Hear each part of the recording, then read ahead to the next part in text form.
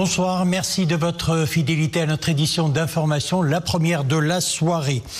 Activité royale donc en ouverture de cette édition, Sa Majesté le roi Mohammed VI accompagné de son Altesse royale le prince héritier Moulay El Hassan a procédé cet après-midi à la commune Amr, préfecture de Salé, au lancement des travaux de construction de la plateforme de réserve de première nécessité de la région de Rabat-Salé-Kénitra, une concrétisation du modèle marocain de résilience et de déploiement rapide des secours en cas de catastrophe.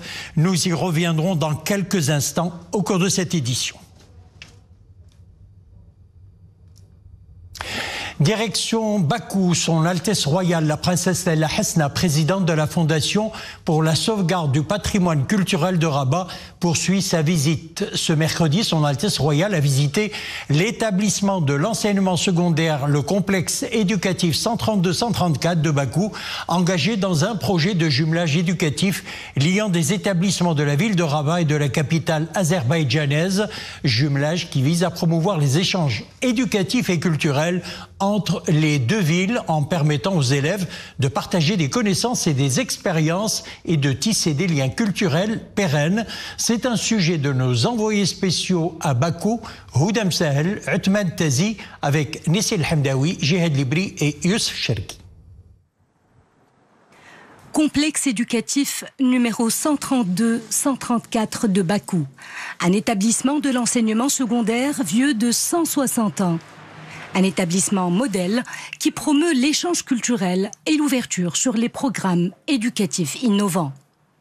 C'est au cœur de ce temple de l'éducation que s'est rendue son Altesse royale la princesse Laila Hasna, présidente de la Fondation pour la sauvegarde du patrimoine culturel de Rabat, dans le cadre des programmes éducatifs développés par la Fondation. Car cette structure est engagée dans un projet de jumelage éducatif liant des établissements de la ville de Rabat et de la capitale azerbaïdjanaise. Un projet mené en partenariat avec le ministère de l'Éducation nationale, du préscolaire et des sports, le ministère de la Jeunesse, de la Culture et de la Communication du Royaume du Maroc, ainsi que le ministère de la Science et de l'Éducation de la République d'Azerbaïdjan et la Fondation Haïdar Aliyev. Le programme implique 5 établissements scolaires à Rabat et 5 autres de Bakou. Au tout début de cette visite, les 2 élèves, Mariam Agayeva et Tamer Lansamilov, jeunes ambassadeurs de cet établissement, présentent à son Altesse royale, la princesse Laila Hasna, un bref aperçu de l'histoire de ce complexe éducatif et son rôle dans le paysage éducatif azerbaïdjanais. Je suis fière de prendre part à cet événement. Je crois profondément que nous assistons à un moment historique aujourd'hui. C'est une expérience formidable pour toutes celles et ceux qui sont en train de la vivre. C'est important d'avoir des collaborations avec différents élèves à l'échelle internationale. Cela nous permet d'acquérir de nouvelles connaissances. C'est une importante opportunité qui s'offre à nous aujourd'hui à travers cette collaboration avec différents établissements scolaires au Maroc. Cela nous permettra d'échanger sur nos cultures respectives et sur la richesse de notre héritage patrimonial. Par la suite, son Altesse royale, la princesse Laila Hasna, a assisté à une cérémonie organisée en son honneur, lors de laquelle la directrice de l'établissement, ainsi que le ministre de la Science et de l'Éducation azerbaïdjanais, ont prononcé des mots de bienvenue. Des mots qui en disent long sur l'importance de cette rencontre dans l'implication des générations montantes dans la valorisation de leur patrimoine culturel.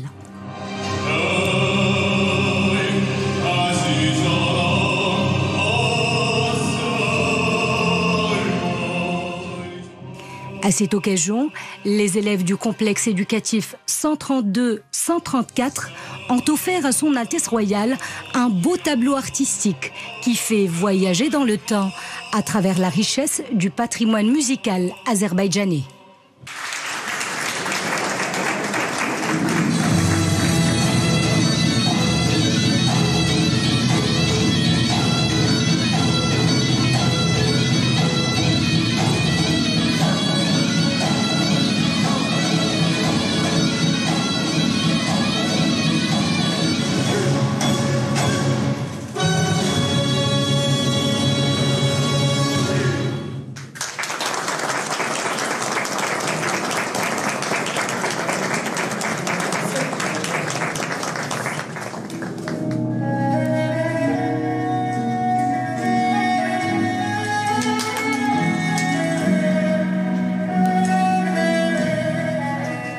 Et pour rendre hommage au patrimoine de Rabat, ville lumière, cette interprétation musicale d'un élève. Le jeune musicien joue des notes du patrimoine musical arabo-andalou, Shams el-Ashia, comme pour faire découvrir à l'assistance une des riches facettes du patrimoine musical marocain.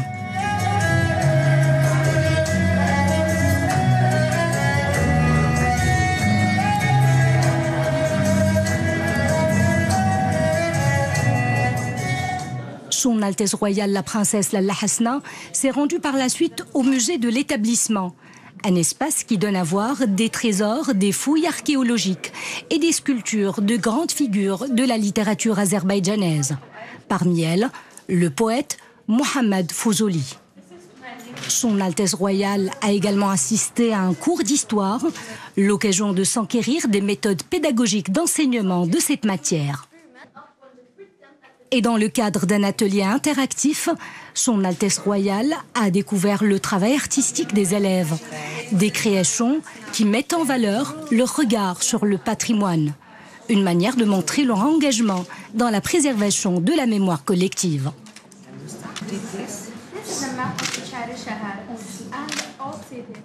Le projet de jumelage liant des établissements de la ville de Rabat et de la capitale azerbaïdjanaise intervient dans le cadre du programme Je découvre le patrimoine de ma ville, un programme qui a été adapté à la capitale azerbaïdjanaise.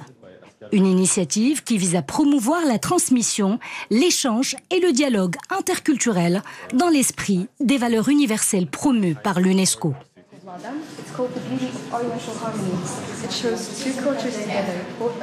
Les élèves ont exprimé un engagement actif dans ce programme éducatif qui articule et qui fédère les secteurs de l'éducation et de la culture nationaux dans le but de faciliter l'accès au patrimoine. Ce projet s'inscrit dans le cadre du programme éducatif Je découvre mon patrimoine, qui est reconnu comme un modèle de référence dans le domaine de l'éducation au patrimoine, de l'éducation contextuelle et de l'éducation culturelle et artistique, et qui vise à renforcer l'esprit d'échange, de compréhension et de dialogue culturel entre les jeunes de Rabat et Bakou. En tant que directrice de l'établissement scolaire 132-134 à Bakou, nous sommes fiers d'engager cette coopération et ce jumelage avec la ville de Rabat. Ce projet va permettre de faire croître l'intérêt et le respect vis-à-vis de l'héritage culturel auprès des élèves de nos deux pays. Ce programme, auquel prennent part des élèves âgés entre 13 et 15 ans, est à même de promouvoir le dialogue interculturel.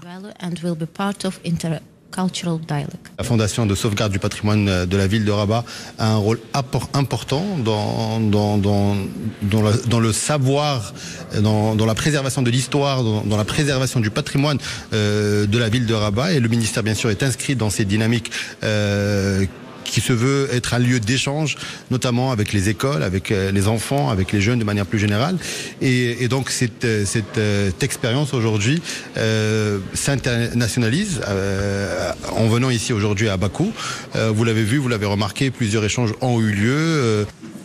À travers cette initiative, la Fondation pour la sauvegarde du patrimoine culturel de Rabat réaffirme son engagement en faveur de la sensibilisation et de l'éducation des jeunes au patrimoine culturel. Une photo souvenir a été prise à son Altesse Royale la Princesse Lalla Hasna avec les élèves de l'établissement pour immortaliser ce temps fort de la visite de son Altesse Royale à Bakou.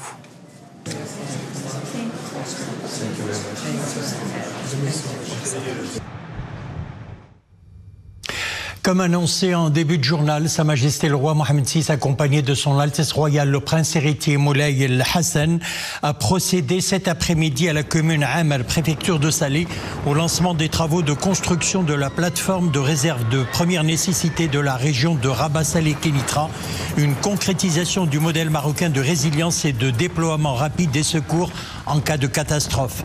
Ce projet s'inscrit dans le cadre des hautes orientations royales portant sur la mise en place dans chaque région du royaume d'une grande plateforme de réserve de première nécessité, tentes, couvertures, lits, médicaments, denrées alimentaires, afin de faire face de façon immédiate aux catastrophes, inondations, séismes, crues, risques chimiques, industriels ou radiologiques.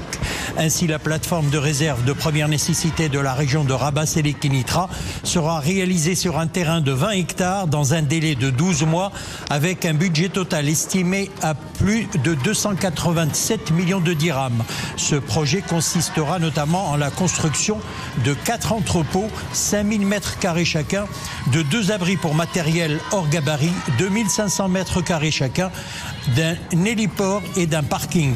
Cette plateforme régionale fait partie d'un programme global présenté à cette occasion à Sa Majesté le Roi et qui prévoit la réalisation de 12 plateformes pour un investissement global de l'ordre de 7 milliards de dirhams, dont 2 milliards de dirhams pour la construction et 5 milliards de dirhams pour l'acquisition des produits et équipements. Mobilisant un foncier total estimé à 240 hectares, ces plateformes devront abriter 36 entrepôts répartis en fonction de la densité démographique de chaque région et des risques encourus. Ainsi, pour les 6 régions Casablanca-Stade, Rabat-Sélékinitra, Marrakech-Safi, Fès-Meknès, Tanger-Tétouan-Al-Husseima et Souss-Massa, les plateformes seront constituées de 4 entrepôts d'une superficie totale de 20 000 mètres carrés chacune. Les plateformes des 6 autres régions, à savoir l'Oriental, Bni Mellal, Khnefra, Dar'a, Tafilalet, Gelmim, Ouadnoun, L'Ayoun, Sakia al-Hamra et Dakhla Ouad-Dahab, seront constituées de 2 entrepôts d'une superficie totale de 10 000 mètres carrés chacune. Les produits et équipements qui y seront stockés visent à assurer, en cas de catastrophe, une réponse rapide au profit des populations sinistrées et une couverture diligente et raisonnable des besoins en termes de sauvetage, d'aide et de prise en charge, conformément à la vision proactive de Sa Majesté le Roi. À ce titre, ces produits et équipements destinés au déploiement immédiat après la survenance éventuelle d'une catastrophe naturelle couvrent les principales catégories suivantes: l'hébergement par la mise à disposition de 200 000 tentes polyvalentes et d'équipements associés, lits de camp, matelas, couvertures, la restauration des populations sinistrées grâce à des boulangeries et des cuisines mobiles, ainsi que des kits alimentaires pour les besoins des familles sinistrées. La couverture des besoins des populations sinistrées en eau potable et en électricité par la mise à disposition d'équipements de purification et de potabilisation de l'eau et de production d'énergie électrique par des générateurs remorquables. Le développement des capacités de sauvetage et d'intervention en cas de sinistre. Il s'agit en particulier de constituer des stocks d'équipements de lutte contre les inondations, de sauvetage en cas de séisme, de glissement de terrain et de coulée de boue et de lutte contre les risques chimiques, industriels ou radiologiques.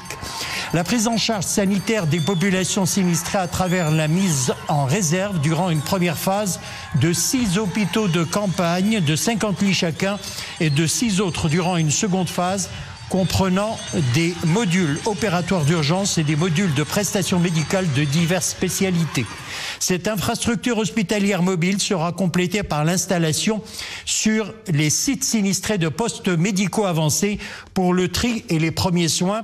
Il s'agira également dans ce cadre de la mise à disposition de réserves en médicaments pour les besoins immédiats des personnes sinistrées. Le stockage des produits alimentaires et des médicaments sera géré par des équipes spécialisées et soumis à des règles très strictes répondant aux normes et standards en la matière. La mise en place de ces plateformes participera au développement des infrastructures nationales d'urgence, à l'amélioration du dispositif global d'intervention en cas de crise et assurer une plus grande diligence dans l'acheminement des secours et des aides aux sinistrés et à renforcer la résilience du Maroc face à différents types de crises. Le programme global relatif à la mise en place des plateformes régionales de réserve de première nécessité permettra également de disposer de réserves stratégiques permettant de répondre à l'équivalent de 3 fois les besoins satisfaits suite au séisme d'El Husseima, outre le développement d'un écosystème national de production et d'équipement et de matériel nécessaire au déploiement immédiat des opérations de secours en cas de catastrophe. Ces plateformes régionales, dont les sites d'implantation ont été sélectionnés selon des critères de sécurité, ont été conçues sur la base d'une analyse approfondie des besoins de chaque région du royaume au regard des risques encourus, appuyés d'une étude des meilleures pratiques et standards internationaux. Écoutons à ce sujet le commandant Kamel Zouirish de la Direction générale de la protection civile. Dans le cadre de l'exécution des très hautes instructions royales de Sa Majesté le Roi, que Dieu l'assiste, le ministère de l'Intérieur a préparé en concertation avec tous les parties concernées un projet pour la mise en place des plateformes régionales de stockage des produits de première nécessité. Ce projet a pour objectif d'augmenter la résilience de notre pays face aux catastrophes et il a pour objectif également d'augmenter les capacités de gestion et d'intervention des équipes de secours en cas de grande catastrophe. Ce projet vise à améliorer tous les aspects du cycle de gestion des catastrophes, parce que comme vous connaissez, on peut répartir les cycles de gestion des catastrophes en trois grandes parties. La première partie, c'est avant la catastrophe, la deuxième partie, c'est pendant la catastrophe, et la troisième partie, c'est après la catastrophe.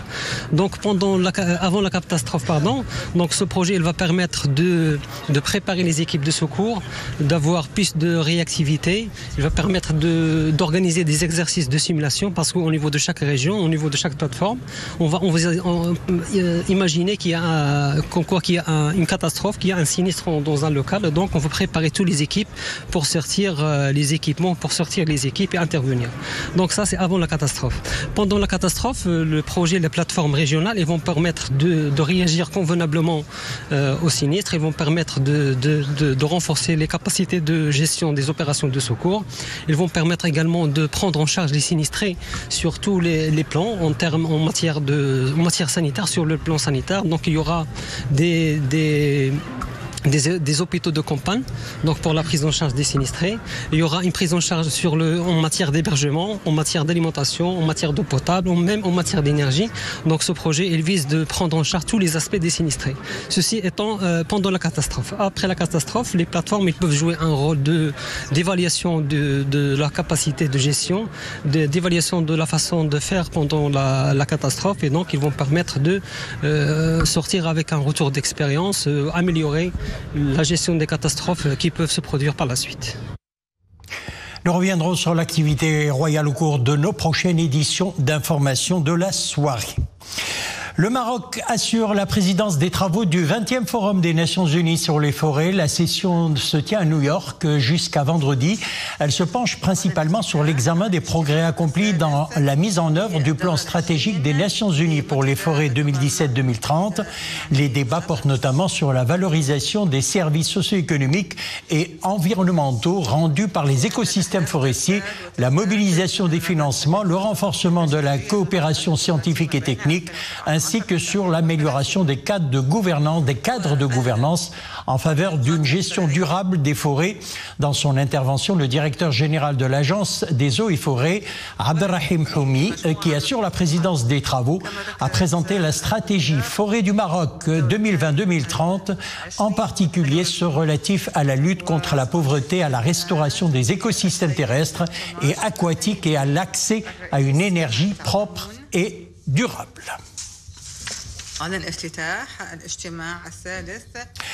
Le rôle central du Maroc dans le rétablissement rapide du courant dans certaines régions d'Espagne suite à la panne électrique géante survenue en avril, le 28 avril dans le pays, réaffirmé à nouveau par le président du gouvernement espagnol Pedro Sánchez devant le Congrès des députés. Ce sont les centrales à cycle combiné et les interconnexions avec la France et le Maroc, ainsi que les barrages hydroélectriques qui ont permis la récupération rapide de l'électricité dans les premiers instants, a déclaré aujourd'hui donc le président de l'exécutif espagnol. Dans l'actualité internationale, les inquiétudes s'exacerbent au sujet des violences à Gaza. 30 experts indépendants des Nations Unies alertent sur la situation qui ne cesse de se dégrader dans ce territoire palestinien.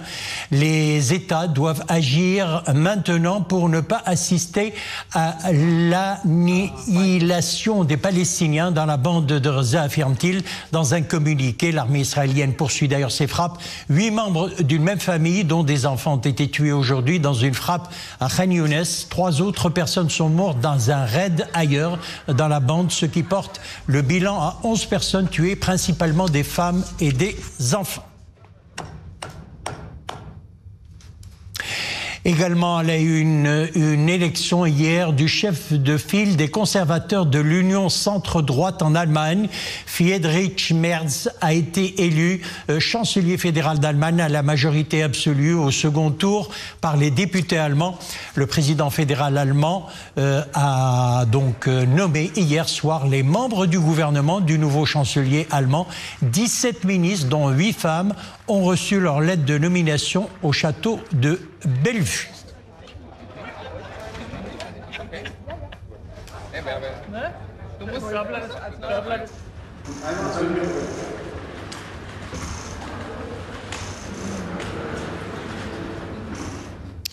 Et puis, jour J au Vatican, les cardinaux se sont enfermés à partir d'aujourd'hui dans la chapelle Sixtine pour un conclave plutôt, chargé d'élire dans le plus grand secret le successeur du pape François.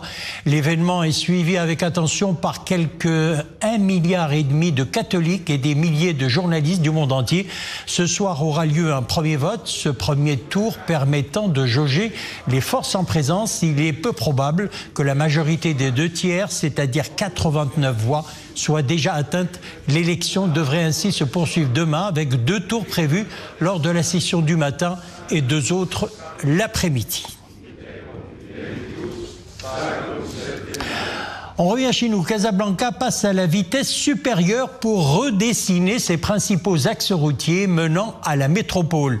De la nouvelle liaison Titmelit-Barchid, réaménagement stratégique en passant par la future autoroute continentale Rabat-Casablanca, ces chantiers visent à fluidifier le trafic aux usagers de la route en provenance du nord et de l'est et se dirigeant vers le sud du royaume, et ce en prévision de la prochaine Coupe du monde de football, donc 2030. 4 projets lancés par la Société nationale des autoroutes du Maroc pour une enveloppe budgétaire de près de 10 milliards de dirhams. Amin Hennaoui, Mariam Messi.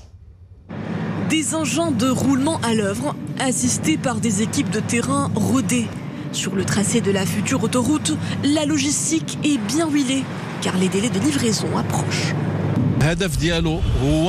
Les passagers provenant des régions nord et est pourront faire le transit vers le sud sans devoir passer par Casablanca, ce qui permettra de séparer les flux et donc de décongestionner le trafic au niveau de l'autoroute de contournement de la métropole. En ouvrage d'art dont les travaux avancent à un rythme soutenu. À mi-parcours du calendrier prévisionnel, les premiers tronçons de cette voie stratégique s'apprêtent déjà à être livrés. Nous sommes sur un projet de linéaire long de 30 km. Les travaux ont atteint un état d'avancement à hauteur de 65%. À terme, l'autoroute de contournement de Casablanca sera reliée directement au niveau de la bifurcation de Titmelil avec le nœud autoroutier de Barchid.